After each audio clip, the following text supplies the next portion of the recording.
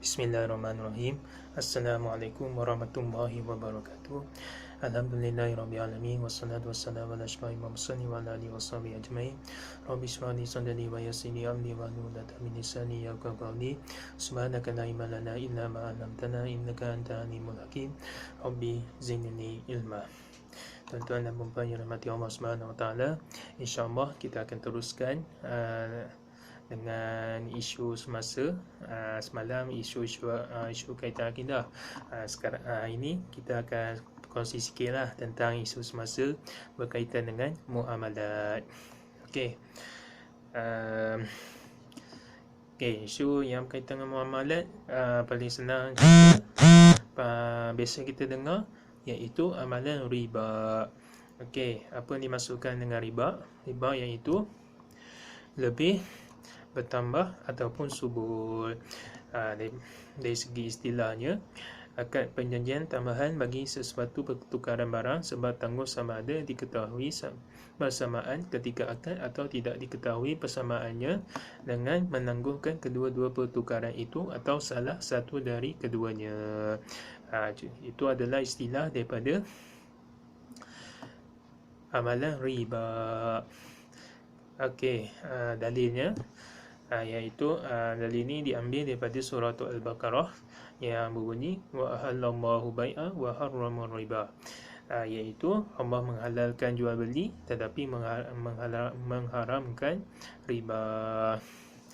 Okey, jadi hukum yang mengamalkan riba ini adalah haram di sisi syariah, hukum syariah. Okey, riba ada dua jenis, iaitu riba jual beli dan satu lagi riba berhutang. Okey, riba jual beli iaitu diberi nama riba al-buyu'i. Riba jual beli bermakna riba yang berlaku pada pertukaran barang melalui sistem bayaran. Ia terbagi pada tiga, iaitu yang pertama riba al-fadli, iaitu menjual barang ribawi, al-asyiya'al ribawiyah secara tunai dengan sesama jenisnya secara berlebih kurang. Contohnya seperti menukar sekilo gandum dengan sekilo setengah gandum, atau menjual 2 kilo beras dengan 3 kilo beras. Jadi macam contoh satu lagi macam cerita Piramli lah. Kalau Alibaba berjalapuk, apabila dia nak meminjam sekampit beras, maka si Kasim Baba ni dia memintanya memula dengan 2 kampit beras. Jadi itu dimasukkan dengan riba al-fadli. Okey, yang kedua iaitu riba al-yaud, iaitu jual beli tukar barang bagi barang ribawi yang berbeza jenis secara tunai tetapi lewat penyerahan salah satunya. Contohnya seperti jual gandum dengan bari tanpa serah terima dalam majlis akad, iaitu kontrak. Itu riba al-yaud. Itulah contohnya. Contoh macam disebut sini lah. Contohnya seperti jual gandum dengan bali tanpa serah terima dan lain majlis akad, itu kontrak. Okey, yang ketiga iaitu riba al-nasiyah. Okey, riba al-nasiyah iaitu jual beli barang ribawi yang berbeza jenis secara bertangguh kepada suatu tempoh, tetapi apabila tiba tempohnya pembeli tidak dapat membayarnya, maka dipanjangkan lagi tempoh bayaran dengan membayar tambahan bagi tempoh yang dilanjutkan itu. Maksudnya riba al-nasiyah ni, kalau orang kata kita beli barang ribawi, tetapi kita nak minta tangguh lah dalam satu tempoh ke, macam kita pinjam alung lah. Bila kita pinjam, bila kita nak bayar, kalau boleh nak tangguh lagi satu tempoh. Bila tiba masanya tangguh lagi satu tempoh, tu masuk riba al-nasiyah. Okey. Okey, yang kedua iaitu riba jual beli dibahagikan kepada tiga. Okey, yang seterusnya iaitu barang berhutang iaitu riba al-qadhi. Bukan tuan kadi tapi riba al-qadhi yang bermaksud barang berhutang iaitu kontrak hutang wang penjamin wang untuk suatu tempoh tertentu yang disertakan dengan syarat tambahan ke atas jumlah hutang seperti A memberi hutang kepada B sebanyak 50 selama 3 bulan dengan syarat B bayar lebih RM10 lagi sebagai bunga. Jadi yang mana dikatakan riba itu? Bunga lah. Riba ni bukan saja satu ni saja, tapi di bunga dia orang kata ada nama lain bagi riba. Macam contoh satu ni iaitu bunga. Macam bunga makin naik, bunga makin naik. Itulah maksud. Bunga adalah nama lain bagi amalan bagi riba. Okey. Jenis barang riba. Dia ada 6 iaitu emas, perak, intah iaitu gandum, tamar, garam, gandum ataupun tepung gandum lah. Okey. Hikmat pengharaman. Okey.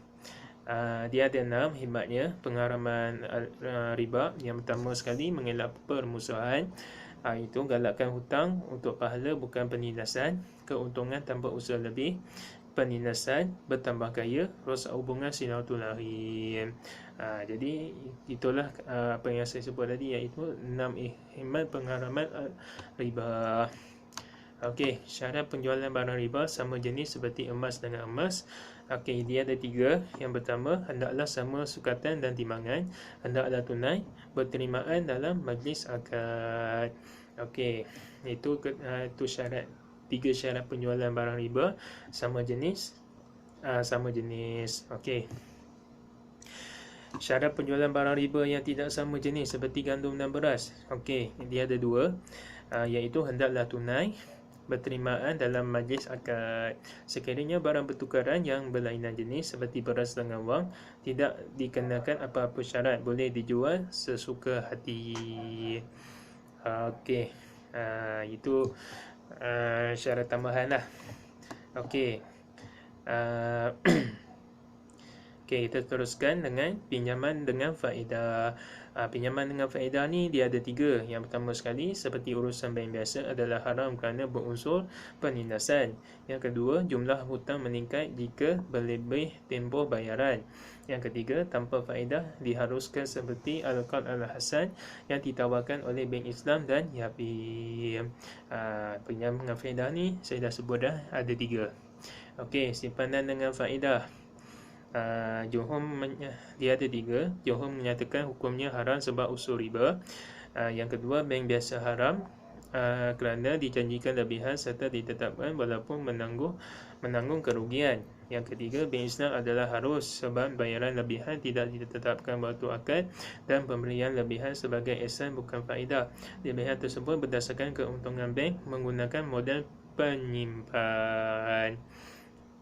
Itu 3 cara simpanan dengan faedah. Okey, sewa beli pula. Okey, sewa beli ni dia ada 5. Okey, yang pertama, hukumnya harus berdasarkan masalah umum dengan syarat tidak ada unsur riba, penipuan dan kezaliman. Yang ketiga, untuk menolong pelanggan. Yang keempat, dapat bayar secara ansuran. Yang kelima, kadar sewa berpatutan. Jadi kalau orang nak buat sewa beli ni, saya dah sebut dah 5 syarat tu. Syaratnya tidak ada unsur riba, penipuan dan kezaliman. Tapi kita buat sewa beli ni sebab nak tolong pelanggan. Buat sewa beli sebab nak bayar secara ansuran. Dan juga sewa beli juga dapat kadar sewa berpatutan. Okey. Riba dalam jual beli. Allah menghalalkan jual beli dan mengharamkan riba, seperti mana yang saya sebut awal lagi dalam surah Al-Baqarah, wa ahallallahu bai'a wal harrama riba. Jadi apa yang Allah berfirman bahawa di akhirat orang yang makan riba akan dibangkitkan dalam keadaan disantau kerana di dunia mereka mengatakan jual beli sama dengan riba. Dari ayat ni ulama berbincang apakah beza jual beli dengan riba. Cabaran umat Islam kini ialah untuk mengenal pasti mana satu untung yang haram dan untung yang halal.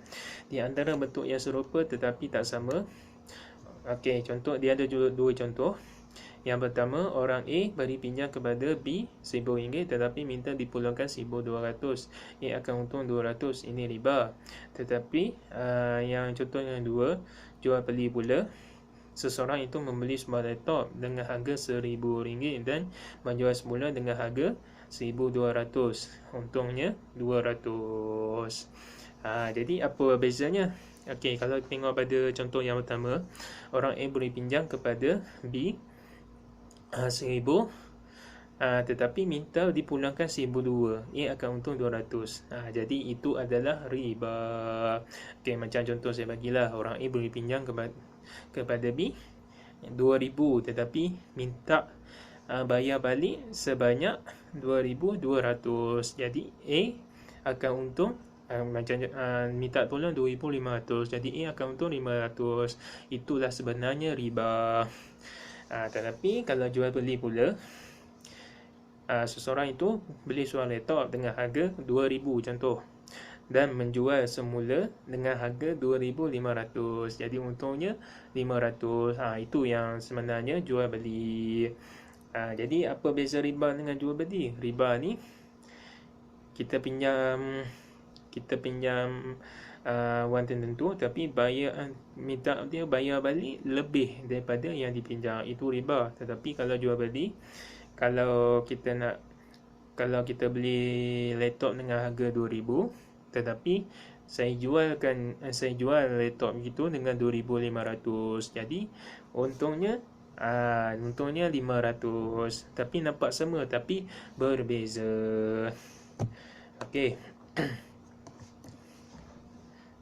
Imam Ibn Abbas mengatakan riba itu adalah penambahan yang halal dan ada penambahan yang haram.